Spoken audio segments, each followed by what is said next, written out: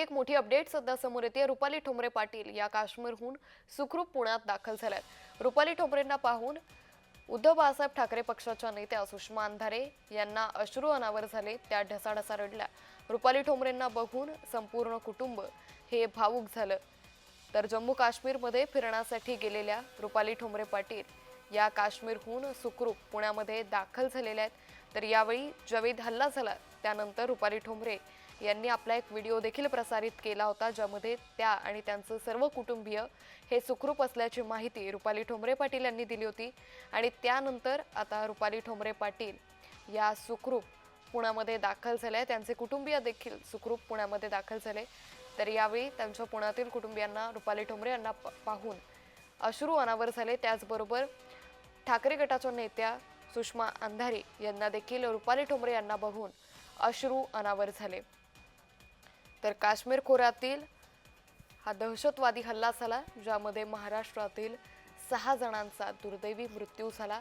याच दरम्यान या हल्ल्यादरम्यान जम्मू काश्मीरमध्ये पर्यटनासाठी गेलेल्या रुपाली ठोंबरे पाटील या देखील त्यावेळी तिथेच उपस्थित होत्या। मात्र सुदैवानं रुपाली ठोंबरे पाटील त्या आणि त्यांचे कुटुंबीय सुखरूप आहेत। आणि यावेळी या हल्ल्यानंतर रुपाली ठोंबरे पाटील यांनी आपला एक व्हिडिओ प्रसारित करत या संदर्भातली माहिती स्पष्ट केली होती की जो हल्ला झाला त्या दरम्यान त्यांचे कुटुंबीय आणि त्या सुखरूप असल्याची माहिती त्यांनी स्वतः दिली होती। आणि त्यानंतर आता रुपाली ठोंबरे पाटील या सुखरूप पुण्यामध्ये दाखल झाल्याची ही दृश्य सध्या समोर आलेली आहेत। यावेळी त्यांच्या कुटुंबियांना देखील अश्रू अनावर झाले।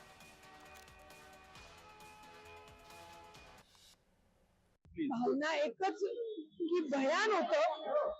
परत येताना महाराष्ट्रातील लोक बरोबर घेऊन आलो, त्यांची सोय करण्यात यश मिळालं हेच समाधान आहे।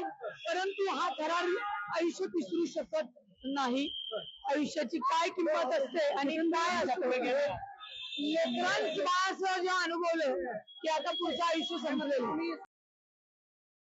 त्यांना काय निर्णय घ्यायचे ते त्यांनी घ्यावे। मुद्दा हा आहे की तुम्ही आता काय सिंधूच्या पाण्याबद्दल निर्णय घ्याल किंवा तुम्ही तिकडचे आंबेसीतले लोक परत आणाल किंवा अजून काही कराल। हल्ले याच्या आधी झाले, हल्ला पुलवामाचा झाला, पठाणकोटचा झाला, उरीचा झाला, आपण काहीच शिकलो नाही का त्यापासून। वारंवार हे सगळे हल्ले होतात कारण पाकव्याप्त काश्मीरच्या तिथल्या सगळ्या हालचाली होतात। जर आता खरंच बदला घ्यायचा आहे, धडा शिकवायचा आहे, तर पाकव्याप्त काश्मीर हा पुन्हा आपल्या ताब्यात आला पाहिजे। आणि त्याच्यासाठी सगळे पक्षीय राजकारण विसरून भारतीय म्हणून आम्ही सगळे सोबत आहोत।